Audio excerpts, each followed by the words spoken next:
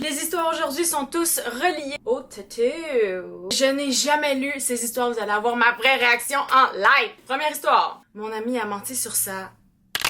Et maintenant, j'ai un tatouage commémoratif que je n'ai pas les moyens de faire enlever.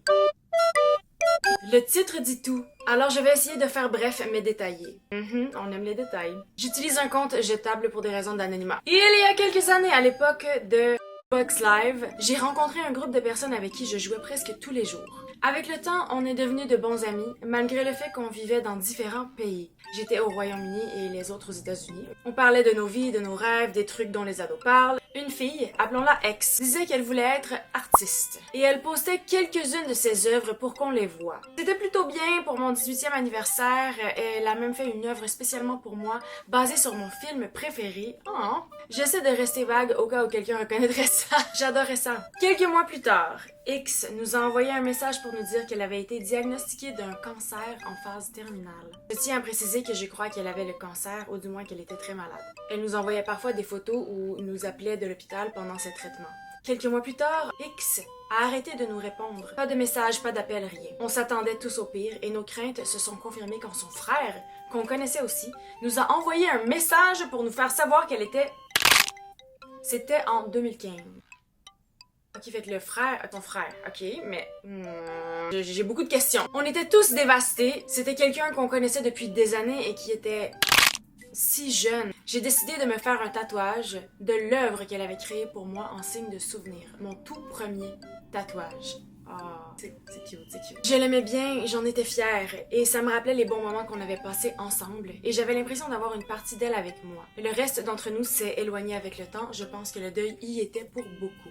Toi, t'es toujours au Royaume-Uni et eux sont aux États-Unis, donc vous avez passé du temps ensemble en ligne, j'imagine. Quelques mois plus tard, je vois une vidéo TikTok virale, je sais, comble de l'ironie, avec une fille qui ressemble étrangement à X. J'envoie un message aux autres gars et ils sont d'accord, ça lui ressemble vraiment. Ensuite, j'ai vérifié ses publications. C'était elle! Sa chambre, ses vêtements, son frère. J'avais le cœur brisé. Je le suis toujours. On a essayé de la contacter, mais elle nous a tous bloqués! J'ai encore du mal à y croire. Je pense que la douleur émotionnelle est maintenant encore pire que d'apprendre qu'elle était... Ouais! Il y a le fait de faire un deuil avec quelqu'un qui est passé sur le côté de l'au-delà. Et il y a faire un deuil de quelqu'un qui a fait semblant d'être passé dans l'au-delà. Si tu veux couper les ponts avec des gens, tu peux juste les ghoster, là. Je suis pas pour le ghosting, mais je trouve que c'est un peu mieux que de faire semblant que t'es dans l'au-delà. Maintenant, je suis coincée avec un tatouage qui me fait juste mal d'y penser et je ne peux pas m'en débarrasser. C'est tout noir, apparemment c'est le mieux pour l'élimination au laser. Mais je suis un étudiant de 21 ans à l'université et l'argent est serré. Donc je dois vivre avec ça. Je ne l'aime plus. Donc ce n'était pas aussi court que je l'avais prévu, désolée, c'est pas grave. Si on aime ça les histoires, on aime. J'avais juste besoin de vider mon sac. Ok, j'ai besoin de reprendre mes esprits après avoir lu ça. Écoute, pour être une personne qui a beaucoup de tatous, c'est sûr que je comprends le fait qu'un tatou peut avoir un attachement à un événement, à une personne. Ceci dit, si t'as pas les moyens de te débarrasser de ton tatou, ça peut quand même être un tatou vraiment cool, et même si, bon, l'attachement émotionnel a changé, jusqu'à ce que tu aies l'argent pour pouvoir te permettre de l'enlever. Parce que je comprends très bien que, tu sais, si le tatou veut pas dire la même chose pour toi, tattoos gotta go. C'est sûr que je pense que faut que tu vives ton deuil. Une fois que tu vas avoir vécu ton deuil, peut-être qu'après, tu vas te sentir mieux par rapport au tatou. Désolée que ça soit arrivé, Obi. J'espère que tu vas bien aujourd'hui. Prochaine histoire sur les tatous. J'aime bien mon petit concept de live reaction. Ma femme s'est fait un tatouage irrespectueux.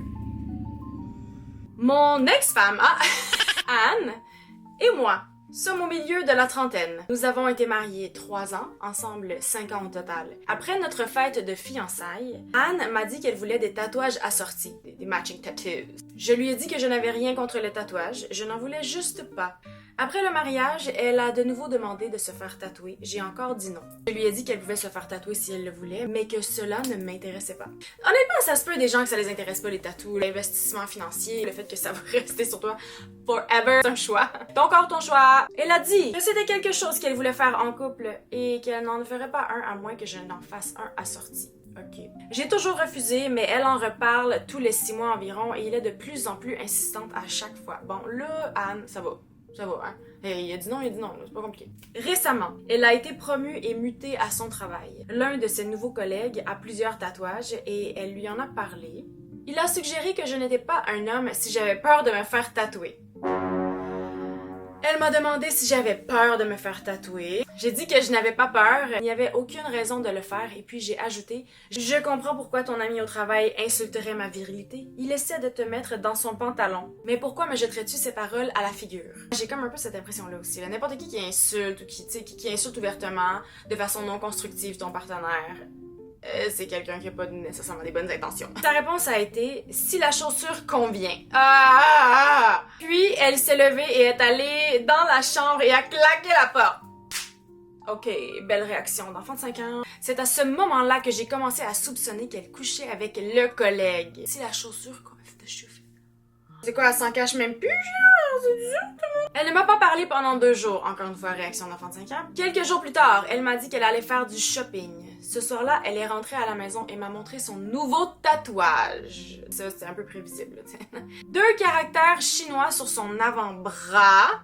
Elle a dit qu'ils signifiaient force et indépendance. En y regardant de plus près, j'ai vu qu'il y avait 2 lettres anglaises, J-W. Je lui ai posé des questions sur les initiales. Elle est restée silencieuse un moment, a pris une profonde inspiration et a dit qu'il s'agissait des initiales de son collègue! Des initiales de son collègue! Il l'avait emmené chez son tatoueur, il avait suggéré ce caractère chinois particulier, il est resté avec elle, il l'a soutenue pendant qu'elle se faisait tatouer. Ok, mais c'est beau là, tu passes 5 minutes avec quelqu'un qui t'aide, qui est là pour toi pendant que tu te fais tatouer, pis faut que tu revoies tes priorités là. Elle voulait honorer ce soutien de leur amitié, alors elle a fait tatouer ses initiales sur ce symbole. Maîtrisant ma colère, je lui ai dit qu'avoir les initiales d'un autre homme tatouées sur son corps était irrespectueux envers moi et qu'elle devait les faire enlever. Elle a dit que j'essayais de la contrôler.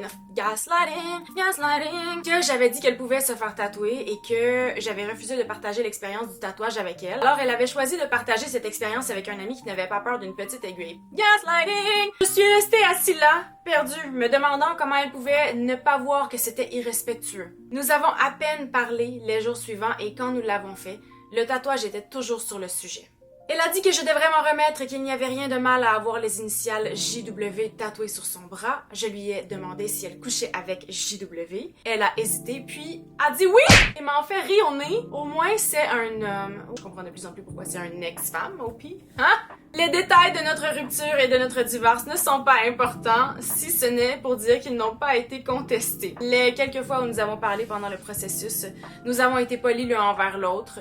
Le jour où le divorce a été finalisé, je l'ai appelé et je lui ai dit que j'avais enfin une bonne raison, alors je me suis fait tatouer. Je lui ai dit que mon tatouage symbolise également la force et l'indépendance. Mon tatouage est la date à laquelle notre divorce a été définitif! Sneaky petty, I love it! Elle est restée silencieuse un moment. Quand elle a commencé à pleurer, j'ai raccroché. Goodbye!